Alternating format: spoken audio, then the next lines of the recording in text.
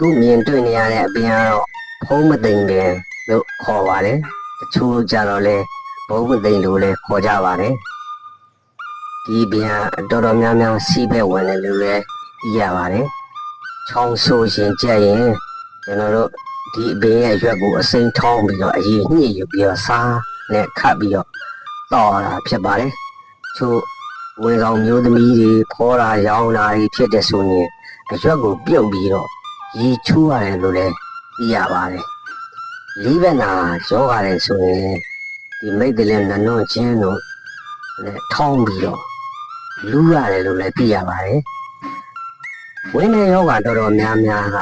ဒီအရွက်နဲ့ပျောက်တယ်လို့လည်းသိရပါတယ်ဒီချောင်းဆိုရင်ကြက်တို့သွားကြိုက်တာတို့အဆုတ်ကင်ဆာတို့တော်တော်များများပျောက်တယ်လို့သိရပါတယ်